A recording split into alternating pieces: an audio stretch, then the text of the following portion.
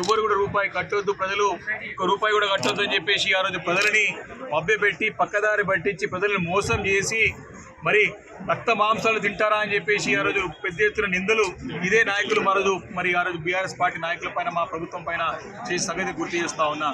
ఆ రోజు మరి ముఖ్యమంత్రిగా ఉన్నటువంటి గారు సభ్యుడిగా ఉండి మరి రెగ్యులేషన్స్ కి ప్రజలు ఒక రక్త మాంసాలు తింటారా, మళ్ళీ ఇదే రకంగా పోతే మరి మ్యారేజ్ రెగ్యులేషన్ స్కీమ్ కూడా ఆ రోజు కేసీఆర్ గారు తీసుకొస్తారని చెప్పి ప్రజలను తప్పుదోవ పట్టించారు.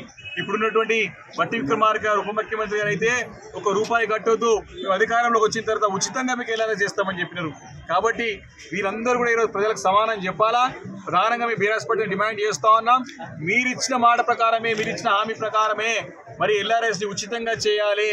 ఈ రకంగా ప్రజలకు ఇప్పుడే అర్థమవుతుంది కాంగ్రెస్ పార్టీ నాయకులకు నైజం, నిజమైనటువంటి కాంగ్రెస్ పార్టీ వాళ్ళ నైజం ఇదే కదా. ఎప్పుడైనా మాట ఇచ్చి మాట తప్పడమే వారి యొక్క నైజం. ఈరోజు పెద్ద ఎత్తున 6 గ్యారంటీలు అన్నారు, అవి తూతు మంత్రంగా నామమాత్రమైన కొంతమంది 10 మందికి ఇచ్చేసి వదిలిపెట్టి మిగతాలకు గౌరవిస్తలేరు. ప్రజలందరూ కూడా కార్యాలయాల చుట్టూ తిరుగుతూ ఉన్నారు, చెప్పులు అరిగిపోతా ఉన్నాయి, ప్రజలు బాధపడుతూ ఉన్నారు. మా దరఖాస్తులు ఎక్కడ పోయినాయి, మా స్కీమ్ గురించి ఏందని చెప్పి ప్రశ్నిస్తూ ఉన్నారు. తప్పించుకు తిరిగిపోయి అది కాకుండా మా ప్రభుత్వం చేసిన మంచి పనులని అన్ని కూడా వారిని కూడా తప్పుడు ప్రచారం చేస్తూ మా పైన, మా అధినేత పైన, కేసీఆర్ గారి పైన, కేటీఆర్ గారి పైన మరి దుమ్మెత్తిపోయడం గారు పనిగా పెట్టుకున్న తప్ప ప్రజలకు మాత్రం ఏం చేస్తామో చెప్తారని చెప్పి మనం చేస్తున్నాం.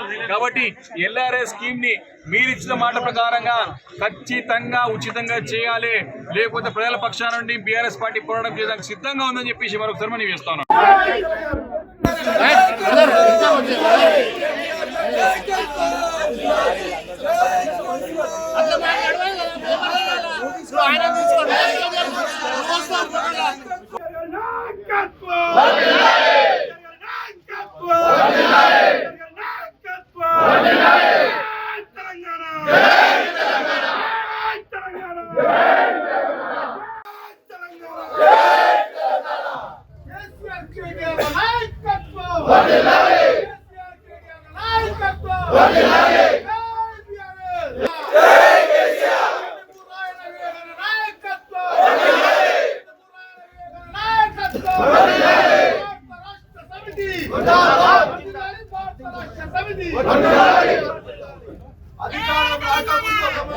నమస్కారాలు.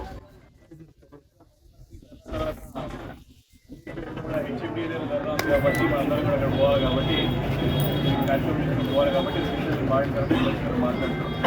దాని తర్వాత మన ఒక డిమాండ్ని ఇక్కడ కమిషనర్ అందజేసి అందరూ కూడా హెచ్ఎండి కార్యాలయం హాస్పిటల్ కాబట్టి విషయం అందరికీ తెలుసు. మరి గతంలో మన బీఆర్ఎస్ పార్టీ మన అధికారంలో క్షమాపణ కోరాల ప్రజలని చెప్పి కూడా డిమాండ్ చేస్తూ నల్గొండ కానీ అనేక పట్టణాల్లో కూడా ఎల్ఆర్ఎస్కి వర్తింపజేస్తారు. కాబట్టి అక్కడ ఉన్న వాళ్ళందరికీ కూడా మరి తెలుసు.